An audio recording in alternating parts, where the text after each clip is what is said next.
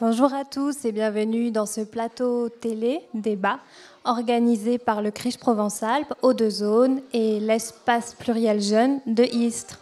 Aujourd'hui, nous allons parler d'un sujet d'actualité assez brûlant, les migrations et l'espace Schengen. L'Europe, c'est la libre circulation des marchandises avec le marché unique. C'est aussi la libre circulation des personnes avec l'espace Schengen. L'espace Schengen, c'est 26 pays, plus de 400 millions d'habitants. Et aujourd'hui, cet espace est un peu remis en question. Donc avec les tensions au Proche-Orient, dans certains pays d'Afrique, ce sont des milliers de personnes qui viennent, qui cherchent une vie meilleure, notamment en Europe. Et certains y voient une menace, donc pensent parfois à sortir de l'espace Schengen, à fermer leurs frontières, notamment avec des barbelés. Pour parler de ce sujet assez chaud de l'actualité, donc nous sommes en compagnie de 6 lycéens de première ES2 du lycée Arthur Rimbaud. Donc on a Vincent, Mehdi, Théo, Alexis, Adrien et Gaëtan. Donc pour vous qui êtes ici, est-ce que le fait que les frontières soient gérées par l'Europe et plus par les pays eux-mêmes, c'est une bonne chose ou est-ce que ça pose de nouveaux problèmes ? C'est un peu difficile de répondre. Je pense que les pays devraient avoir leur mot à dire sur la gestion des frontières et que ce ne soit pas l'Europe qui décide pour les pays. Donc je suis pour la liberté des pays dans le choix de fermer ou d'ouvrir leurs frontières. Oui, voilà, je suis un peu dans la même ligne qu'Alexis, c'est-à-dire que pour moi, les pays devraient avoir un certain droit de regard sur la politique d'immigration qui se passe dans leur pays, la politique qui est mise en place. Et aujourd'hui, ce qu'on reproche à l'Europe, c'est de ne pas laisser de libre arbitre aux pays en imposant un espace Schengen que certains pays ne voudraient plus. Mais est-ce que vous ne pensez pas qu'il faut quand même une solidarité ? Par exemple, que ce ne soit pas 2 ou 3 pays qui aient à accueillir tous les migrants et qu'il n'y ait pas un partage ? C'est justement un des problèmes de l'Europe, c'est qu'on a une Allemagne très forte qui, je pense, prend les plus grandes décisions sans forcément se concerter avec d'autres pays comme la France, l'Angleterre, qui va peut-être d'ailleurs sortir. Donc voilà, c'est... Ce qu'il y a, c'est qu'il faut aussi prendre en compte la population initiale des pays avant l'arrivée des personnes qui peuvent intervenir dans le pays. Parce que, c'est ça, il faut prendre en compte la taille en fonction des pays et le nombre des migrants qui peuvent être accueillis au sein de ce pays-là. Je suis d'accord.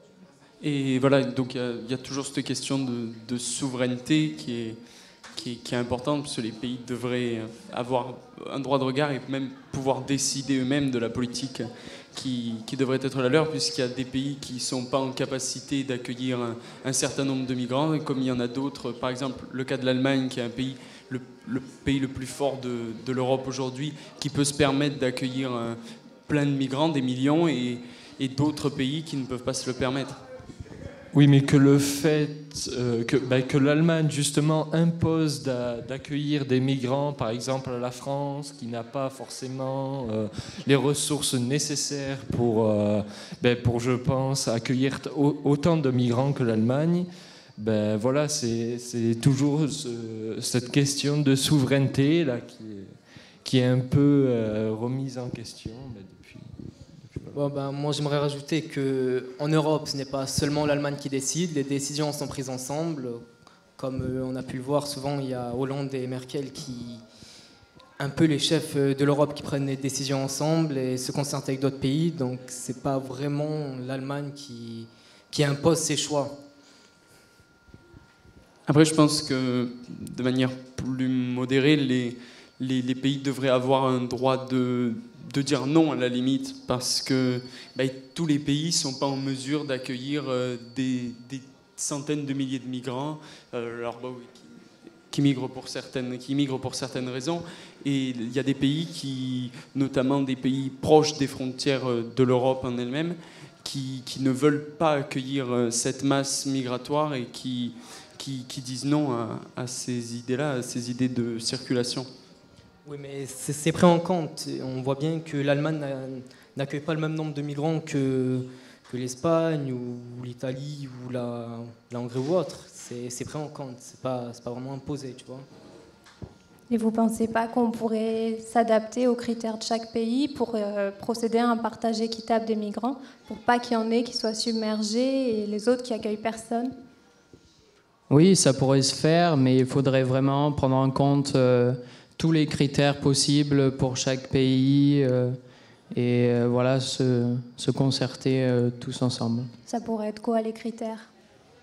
Je ne sais pas, plusieurs critères différents comme la population du pays ou la capacité des personnes qui peuvent accueillir. Voilà.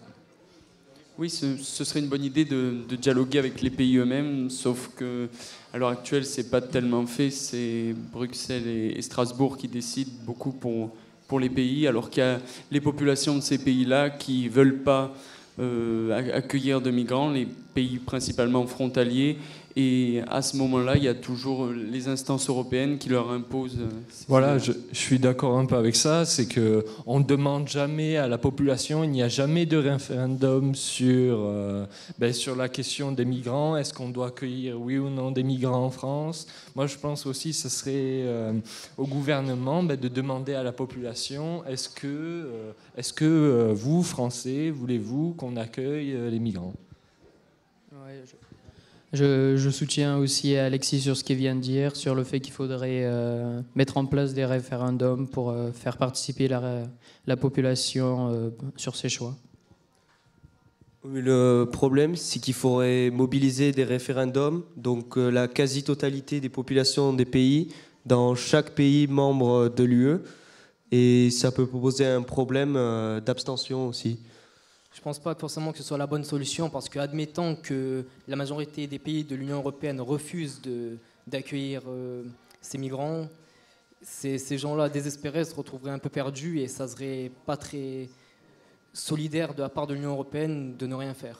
Ouais, il y a la solidarité. Est-ce que ce n'est pas un devoir, quand on a voulu faire partie de l'Union européenne, de faire preuve de solidarité? Oui, mais bien sûr, mais nous parlons des demandeurs d'asile. Nous parlons donc pour les demandeurs d'asile, oui, je pense qu'il faudrait accueillir ces gens-là, mais après, les migrants économiques, je ne suis pas forcément d'accord. Oui, parce qu'on voit qu'aujourd'hui, il y a deux types de migrants. Aujourd'hui, il y a les réfugiés qui fuient des pays en guerre, avec notamment l'islamisme qui est super présent dans ces zones-là, enfin, dans le Moyen-Orient, le djihadisme et la guerre. Et on a de l'autre côté une migration économique, donc des gens qui viennent trouver du travail en Europe. Et donc, je suis d'accord aussi que les réfugiés, la question devrait pas trop se poser d'accueillir, puisqu'ils sont en danger de mort dans leur pays d'où ils viennent. Mais la question pourrait se poser, en effet, pour les migrants économiques. Donc faire la distinction réfugiés et migrants économiques. Oui, même si cette distinction est difficile à faire pour les autorités, pour les douaniers, même aux frontières, c'est assez difficile. Après, il y a aussi une question, est-ce qu'on veut faire comme l'Allemagne, c'est-à-dire on accueille des millions de migrants, mais on leur propose des cours de langue, l'école pour qu'ils s'intègrent et qu'il n'y ait pas un phénomène où les migrants vivent d'un côté et les autochtones de l'autre. Donc voilà, en France, nous on a ce problème-là, c'est qu'on veut accueillir beaucoup de monde, mais rien n'est mis en place pour accueillir tant de personnes. Peut-être qu'il faudrait des moyens proposés par l'Europe aux pays pour qu'ils accueillent. Oui, je suis d'accord, il faudrait mettre en place toutes sortes de choses, mais encore une fois, c'est difficile de se concerter autant avec les pays qu'avec leur population et les choix sont très difficiles à faire.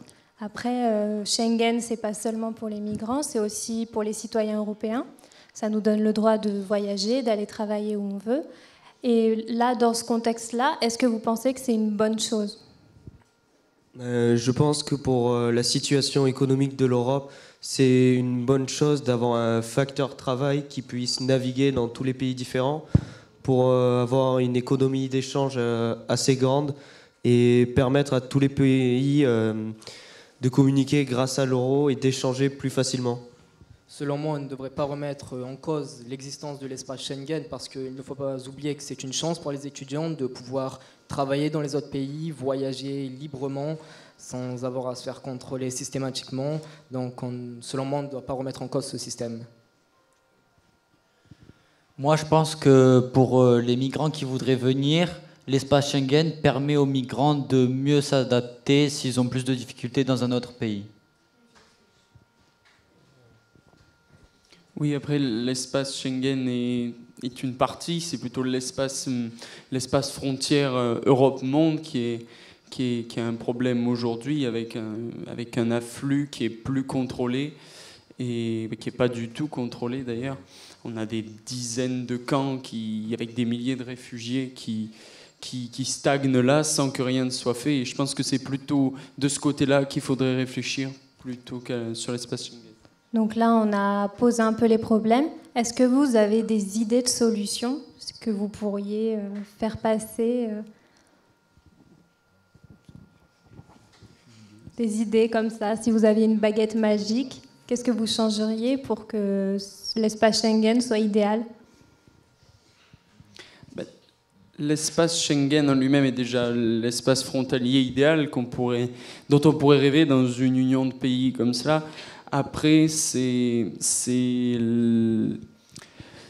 la frontière extérieure de l'Europe qu'il faudrait repenser la manière d'accueillir les migrants, la manière de les intégrer aussi, parce que c'est pas tellement le fait d'accueillir qui pose problème, c'est le fait d'intégrer les migrants aux populations.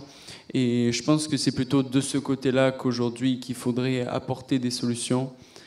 Et bon, après, personnellement, j'en ai pas énormément, mais je pense plutôt que c'est de ce point de vue-là qu'il faudrait... Donc, peut-être laisser gérer à Schengen les frontières intérieures et extérieures au niveau de l'État ? Oui, notamment pour les pays qui sont frontaliers hors de l'Europe. D'autres idées ? Alors, je suis d'accord avec ce que vous dites, mais ce que je pense qu'il faudrait faire aussi, c'est une meilleure gestion des espaces dans chacun des pays. C'est-à-dire qu'au lieu d'agrandir des stations balnéaires pour accueillir des touristes de pays étrangers, plutôt construire des centres ou des bâtiments pour réhabiliter les migrants qui arrivent et leur permettre de s'intégrer plus facilement à la société. Après, faire ça, le tourisme, comme tu dis, construire des bâtiments, ça permet à des touristes de dépenser leur argent sur le littoral, par exemple, méditerranéen. Donc, du coup, en construisant des bâtiments qui serviraient aux migrants, il y aurait une manne financière qui disparaîtrait, je pense, ou qui n'existerait pas, tout simplement.